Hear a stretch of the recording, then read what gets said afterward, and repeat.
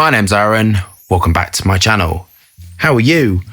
I'm fantastic and I'm doing really well. And today I'm reviewing Antaeus by Chanel. This is an eau de toilette. And this is £90 for 100ml.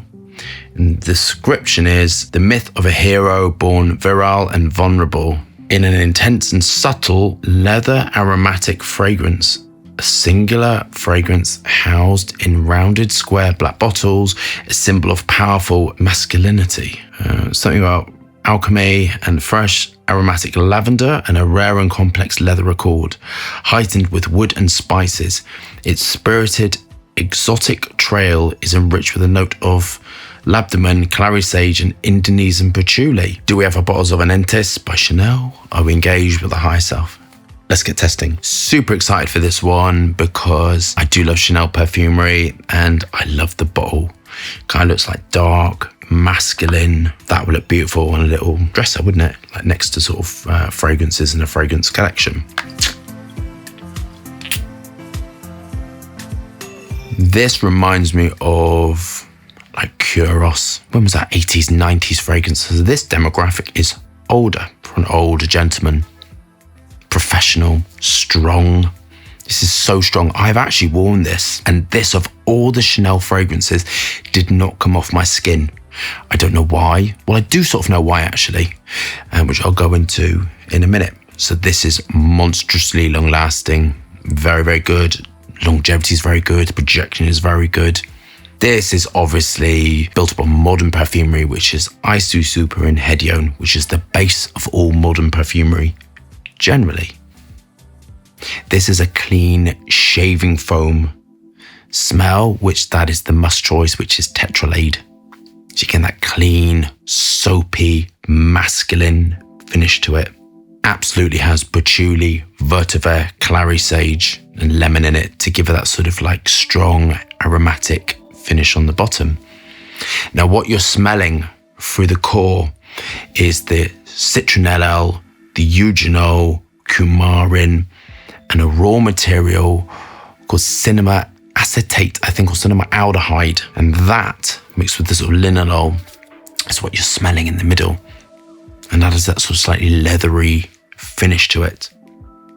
The animal notes which you're smelling, I don't think this smells animalistic at all, but I kind of can understand why people think that. Is from sort of like the ambergris-like raw materials that are quite high, mixed with sort of wood-like raw materials as well. I think this smells masculine, strong, dominant, long-lasting. And the reason why this lasted on my skin is because of the eugenol and wood-like compounds. And eugenol is apparent in more Middle Eastern, not all the time, but that sort of oriental finish generally has sort of like the spices in it. And spices mixed with sort of musks, ethylene brassylate, galaxolide, that sort of thing, doesn't come off my skin at all.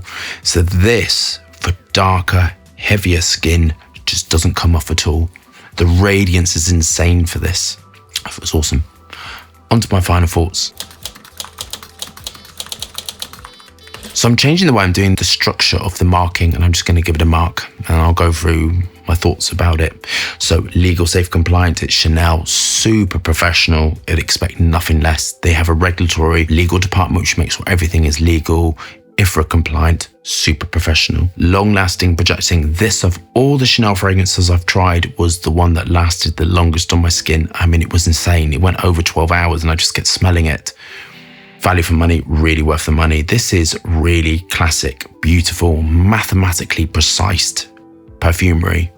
There's nothing taken for chance with these sort of big houses. There is months and months and months of planning to go in it to make it feel like you're getting that story, making you feel like you're getting that sort of that Chanel thing to it. Do I like it? This is sort of like when I'm a little bit on the fence. At one spray, misted, I really like it, if I'm honest with you. When you put a lot on, I don't like it at all, way too strong. So this is the thing, I do like it, like this.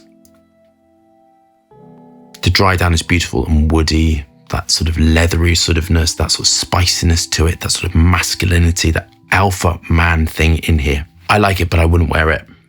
but I think it's absolutely awesome. I'm going to mark this a 9 out of 10. I think it's awesome, amazing perfumery, and the one mark coming off is I just wouldn't wear it.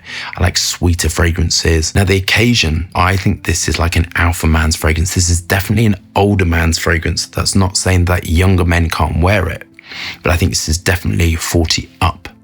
Professional, boardroom, masculine, signature man's fragrance. But I think there is absolutely a place for this, because I think that this smells more old school. And I think for men that are 40 plus, you know, sometimes we want to smell like, you know, something which is a bit more comfortable for us. And I think this is awesome. And I give it a 9 out of 10. I think it's absolutely awesome, but it just isn't for me. But I absolutely think it's awesome, admire it, and I think it's like beautiful perfumery. So I hope you love that review. Thumbs up and subscribe for fascinating, interesting content, lots of moving hands, and lots of fragrance reviews. Hope you're staying safe and well. See you soon.